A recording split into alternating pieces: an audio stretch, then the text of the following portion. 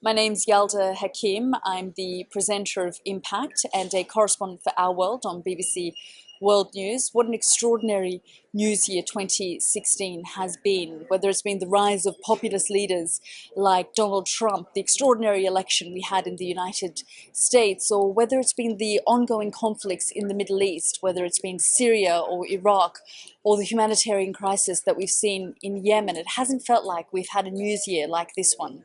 What I'd really like to do in 2017 is to be able to speak to someone like the president of the Philippines, Rodrigo Duterte, who has this war on drugs. More than 6,000 people have now been killed in his country. And I'd like to understand why he has this policy and why he says the controversial things that he does. I suppose when I look back at 2016 and the most memorable trips I've done, I think the one that stands out in a way is to the southern states of America. We went from New Orleans on one coastline to LA on the other.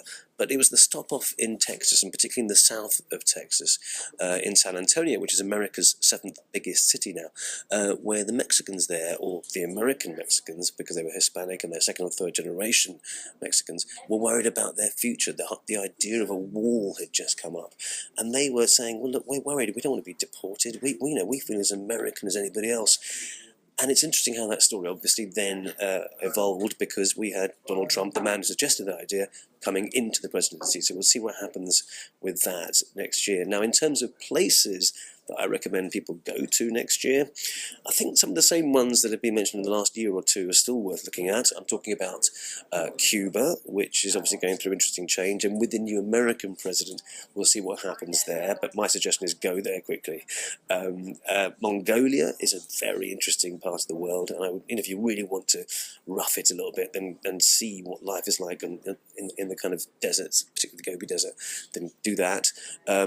People are talking about Iran, and the other one is Colombia, which after the peace process is going to become much more accessible. Places like the Rainbow River are now able to be visited, and again, because of that, I would say go there.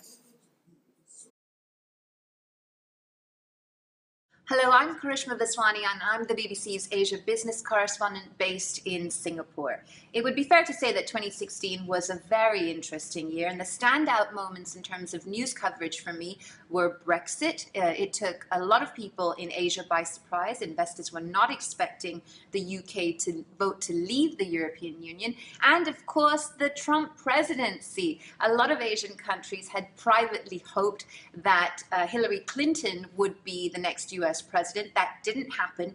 And now in 2017, everyone's waiting to see what kind of relationship Mr. Trump will have with China, the world's second largest economy. Already we've seen a bit of friction, a bit of tension between Mr. Trump and China. He's promised to call China out as a currency manipulator on the first day that he takes office. We're waiting to see if that actually happens. For China, domestically, a key political meeting that will have major ramifications for the domestic population and, of course, how it manages the continual slowdown of its economy.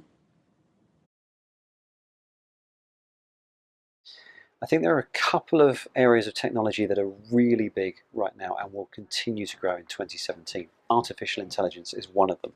You can't see it happening, but AI is starting slowly to take over the world. People in certain jobs are going to have a problem because artificial intelligence is getting quietly smarter and it's able to do more and more. Also, everyone's been banging on about virtual reality.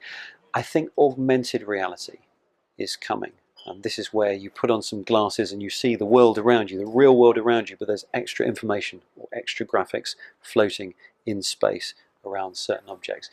There's been real developments in the technology behind that, and I am just waiting for a killer app to make that go global. Hi, my name is Peter Okwoche. I'm presenter of Focus on Africa on BBC World News. 2016 was memorable for me for the Olympics in Rio, Brazil. A lot of outstanding African performances there. Of course, they had the perennial problems of African athletes not being paid and some countries not being prepared, but some athletes really shone. There were also some big elections on the continent. We saw the Gambian president, who's been in power for 22 years, lose his seat to an almost a relatively unknown candidate. For 2017, I'm really looking forward to the Nations Cup in Gabon. Africa loves football. It's the biggest continental tournament in the sport, so I'm really looking forward to that. And I'll be watching events in South Africa very closely because it seems as if the South African President Jacob Zuma can't shake off the criticism not only from the opposition but his party as well. So that's my 2017. Thank you.